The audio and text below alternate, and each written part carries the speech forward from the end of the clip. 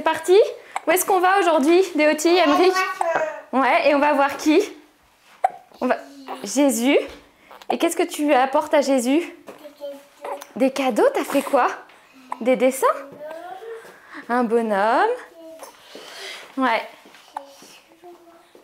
Bon, allez, c'est parti? On y va? Une fois par mois, Adélaïde emmène ses 3 enfants à l'adoration dans une chapelle de Lille où le Saint-Sacrement est exposé en permanence. Elle rejoint un groupe composé d'une dizaine d'enfants de 0 à 5 ans et de leur maman. Pour moi, c'est hyper important. C'est un moment aussi de transmission parce que je vois bien que l'adoration dans ma vie, c'est aussi important. Et je me dis, j'ai envie de transmettre ça à mes enfants parce que c'est un vrai cadeau. Un moment de prière régulier qui porte ses fruits. Je me rends compte surtout après dans la vie quotidienne où ils peuvent dire plus facilement merci à...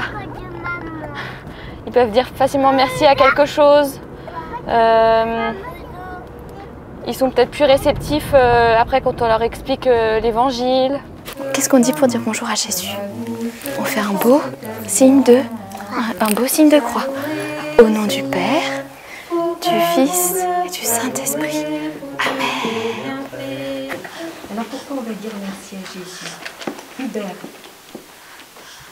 tu regardes Jésus puis tu lui dis merci pourquoi?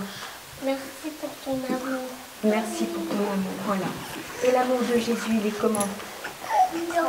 Il est très grand, il est immense. L'amour de Dieu est grand comme ça, est grand comme ça, est grand comme ça. Il est pour toi, il est pour moi. Alléluia.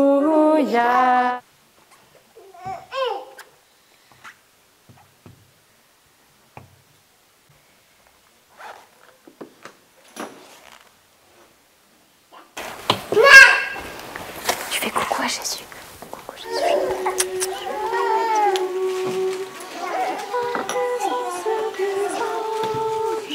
Après l'adoration, les enfants vont jouer au square voisin. Pauline vient pour la première fois, invitée par des amis. Pour ses mamans, cette rencontre mêle prière et fraternité. C'est aussi un moment de rencontre, ça personnalise un peu plus la personne aussi de Jésus, de Marie pour les enfants. Voilà, on va rendre visite aux amis, et on vient rendre visite aussi à Jésus dans la semaine. Et puis un temps de fraternité aussi, je pense que la prière communautaire comme ça, entre plusieurs enfants, c'est porteur. Il ne faut pas se leurrer, l'adoration eucharistique pour des enfants, c'est pas toujours simple. Ils sont agités, qu'importe. Permettre à un enfant de se placer en situation d'adoration du Saint-Sacrement, c'est l'aider à se rendre compte d'une présence en lui-même. Il est capable de s'arrêter, il est capable de se calmer, il est capable de s'adresser à quelqu'un qui est présent au plus profond de lui-même. Et le regard tourné vers l'hostie fixe cette présence. C'est pas toujours simple parce que la présence de Jésus, pour un enfant, elle passe par l'hostie. Et donc c'est aussi une éducation de la foi. Et puis une dimension très importante qui a été un petit peu relatée dans le reportage, c'est la communauté. C'est-à-dire que c'est pas Jésus et moi, c'est je me place en situation de contempler, d'adorer, de prier Jésus par la communauté, c'est-à-dire par l'Église. C'est l'Église qui est en prière, y compris pour un enfant qui est baptisé est membre de l'Église au même titre qu'un adulte. Et donc, éduquer les enfants à l'adoration eucharistique, c'est aussi les éduquer à la prière, à la vie chrétienne, à la vie avec toute l'Église. Et donc, c'est un moment heureux, qui n'a pas besoin d'être très long, mais qui a besoin d'être intense. Et les enfants vivent cette intensité. La présence de Dieu, elle est en lui.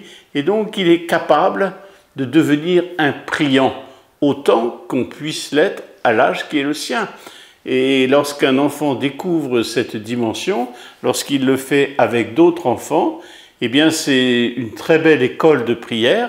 Et je suis certain que ça ne peut que l'aider après dans sa participation à la messe ou dans d'autres formes de prière. L'adoration eucharistique n'est pas réservée à des religieux, à des religieuses, mais c'est tout le peuple de Dieu, quel que soit son âge, quelle que soit sa diversité, qui est appelé à se tourner vers son Seigneur.